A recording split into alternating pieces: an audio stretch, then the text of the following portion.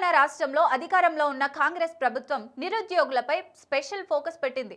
విద్యార్థుల విషయంలో గత టీఆర్ఎస్ గవర్నమెంట్ వెళ్లిన తీరుకు భిన్నంగా ఈ ప్రభుత్వం అడుగులేస్తోంది. అధికారం చేపట్టిన వెంటనే పలు కీలక నోటిఫికేషన్స్ జారీ చేసిన రేవంత్ సర్కార్ రీసెంట్ గా మెగా డిఎస్సి నిర్వహించి వేలాది మందికి ఉద్యోగాలు ఇచ్చిన సంగతి తెలిసిందే. ఈ నేపథ్యంలోనే వచ్చే ఏడాది మరో డిఎస్సి ఉంటుందని చెబుతూ వస్తున్న గవర్నమెంట్ తాజాగా నిరుద్యోగులకు భారీ శుభవార్త చెప్పింది. రాష్ట్రంలో డిఎస్సి ద్వారా మరో 6,000 టీచర్ పోస్టులను భర్తీ చేస్తామని తెలంగాణ డిప్యూటీ సీఎం బట్టి విక్రమార్క మరోసారి స్పష్టం చేశారు. ఇప్పటికే మెగా డిఎస్సి ద్వారా 11,000 ఉద్యోగాలను భర్తీ చేశామని చెప్పిన ఆయన గత 10 ఏళ్లలో బీఆర్ఎస్ ప్రభుత్వం ఒక్క డిఎస్సి కూడా వేయలేదని విమర్శించారు. చదువుకున్న విద్యార్థుల్లో నైపుణ్యాలు పెంచేందుకు స్కిల్ యూనివర్సిటీని స్థాపించామని జేఎన్టీయూలో నిర్వహించిన ఓ కార్యక్రమంలో ఆయన తెలిపాడు.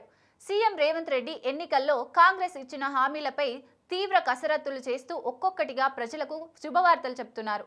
ఈ క్రమంలోనే రాష్ట్రంలో మరో డిఎస్సి కోసం కసరత్తులు చేస్తున్నారు.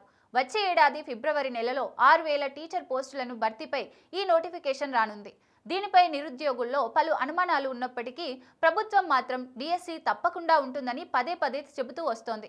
ఈ క్రమంలోనే ఇటీవలే టెట్ నోటిఫికేషన్ కూడా జారీ చేసిన అప్లికేషన్స్ తీసుకున్నారు. దీంతో విద్యార్థులు కూడా ప్రిపరేషన్ షురూ చేశారు.